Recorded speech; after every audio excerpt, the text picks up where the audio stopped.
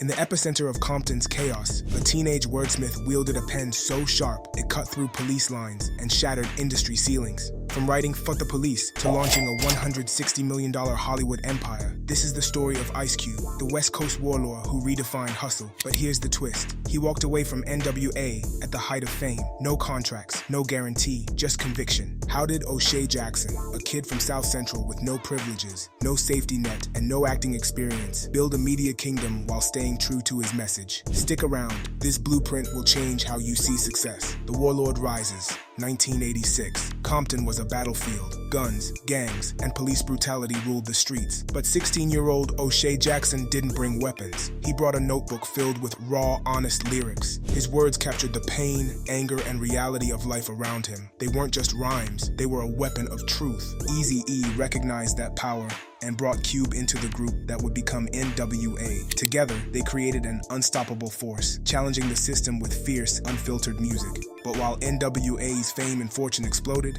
Cube wasn't getting his fair share. His words were making millions, but his paycheck was a fraction of that. At the height of the group's success, Cube made a bold choice. He walked away. No contracts, no lawyers, no safety net, just his pride and principles. Many thought he was reckless, but Cube knew he had to take control of his own destiny. Man, the best news I had heard since I left the group. Because now you got some money to now put in the bank. Now I got a deal. Now I can do my own record. Right. You know, where I can be the head producer on it. And what I want go. And wherever, like, whatever ideas you want to get across, you don't have to clear with... I don't have to clear with Dre and Easy. And, it's unapologetically you. You know, argue with Ren a little bit. Y'all are going to be talking shit. So I could just do what I want. And now I got... it's me and it's Sir Jinx. That moment wasn't the end. It was the start of something bigger. Cube wasn't just a rapper anymore. He was a man reclaiming his voice and setting the stage to own his future. Solo Kingdom. 1990. Ice Cube dropped America's Most Wanted. Tension was explosive, but nothing was more explosive than his follow-up, No Vaseline, the most savage diss track in hip-hop history. Cube didn't just leave N.W.A. He burned the bridge behind him. It was more than drama. It was a declaration. Cube was on his own, and from then on, he commanded respect. But the streets weren't enough. Hollywood didn't want him. They said he lacked range, appeal, and marketability. But Cube had other plans. His first major film, Boys in the Hood. No experience, no contacts, just guts. Acting, felt like a fish out of water, but I caught on. You know, it's different from making records, of course, because making records, I'm the quarterback. Now I guess I'm just like a running back or a tight end because I'm waiting for the director to tell me which way to go. But John Singleton, he's a 22-year-old brother. This is his first movie. He just graduated out of USC. He does a movie about South Central Los Angeles. He's from South Central Los Angeles. So the story is very sincere, and it hits home. That's why I did it, and he worked with me a lot, you know. So I haven't seen the final edit of the whole movie, but I've seen clips of, you know, I think it's pretty good. What's the character that you play? From there, Friday took off. A $2.5 million indie bloomed into a $27 million franchise. Cube wasn't just an actor.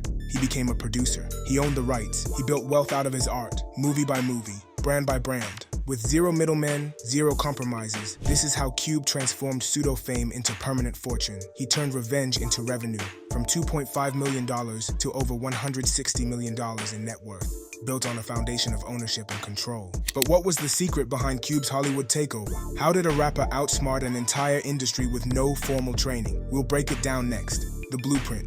This isn't just Cube's story, it's a blueprint, a real, battle-tested model of how to turn raw talent into lasting power. It's not about being famous, it's about being in control. If you want to build something real, something that outlives the trends and algorithms, here are the 3 rules Ice Cube lived by. 1. Own your masters. Cube learned the hard way. If you don't control your work, someone else profits off your sweat. In the early N.W.A days, his lyrics made millions, yet he saw almost none of it. That betrayal changed everything. He famously said, "Don't sign anything you don't understand." And he meant it. Cube started his own companies. He bought back rights. He made sure that from that point on, if he made it, he owned it. Whether you're writing music, building a business, or creating content, ownership is the key. It means long-term income. It means protection. And most of all, it means freedom. 2. Silence the doubters. They told him he was just a gangster rapper. They laughed when he auditioned for film roles. Industry insiders said he didn't have the look, the background, or the Hollywood polish. But Cube didn't beg for approval. He built his own lane. Boys in the Hood was his first film.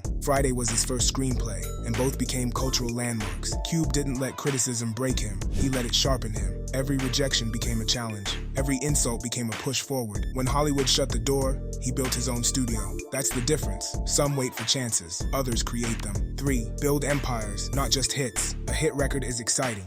A hit movie turns heads, but a system that changes lives. Cube could have stayed in music. Instead, he built multiple revenue streams. He launched the Big Three, turning a love for basketball into a national sports league. He invested in film franchises, backed tech platforms, opened production houses, and moved into global licensing deals. Why? Because Cube understood that money made once disappears, but money that's structured, that's built to repeat, becomes generational. He created a system where every move paid off in multiple ways. That's the empire mindset. Ask yourself this: are you chasing moments or building something that lasts? Is your dream built to survive a bad month, a failed launch, or a trend shift? Because success isn't about being hot once, it's about being undeniable for decades. Breakdown table, applying Cube's rules to you.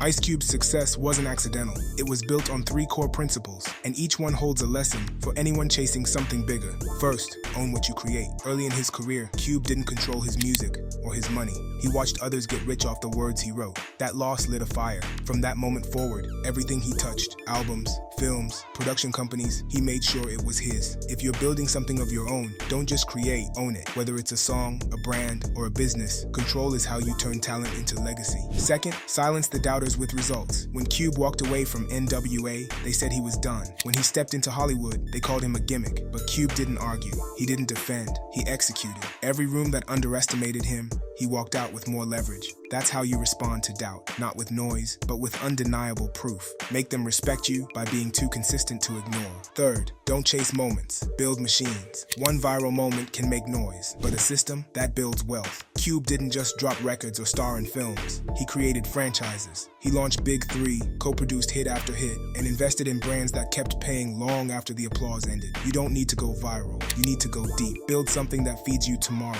not just today. These aren't just celebrity moves. They're mindset shifts. They're blueprints. Ice Cube took control of his voice, his business, and his future. And if he could build an empire from a notebook in South Central, then so can you, from wherever you're starting. The grind behind the glory. Ice Cube's unstoppable mindset. Ice Cube's story isn't just about talent, it's about an unstoppable mindset that drove every move he made. From the streets of Compton to the Hollywood studios, Cube lived by one rule: never settle, never pause. Every day was an opportunity to outwork the competition, learn something new, and take another step toward his vision. His hustle was more than just hard work, it was strategic. Ice Cube knew that talent alone wasn't enough. He mastered the business side, negotiated deals, and built relationships that would last decades. He wasn't chasing fame, he was building a legacy. Even when the spotlight shined, Cube stayed humble and focused. He avoided distractions, stayed true to his values, and kept his circle tight. Family, loyalty, and respect weren't just words, they were his foundation. Ice Cube's lifestyle teaches a powerful lesson. Success is born from discipline,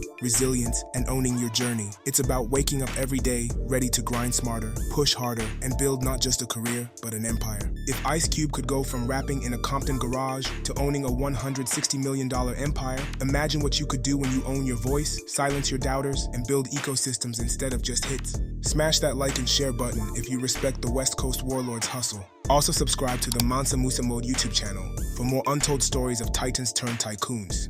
And don't forget to follow us on TikTok and Instagram, content that fuels your mindset and your brand. And if you're ready to start your empire, head over to the subscribe, our another channel, Mansa Musa Mindset L Now. Subscribe for free tools, case studies, and a community built to elevate. The blueprint is yours for the taking.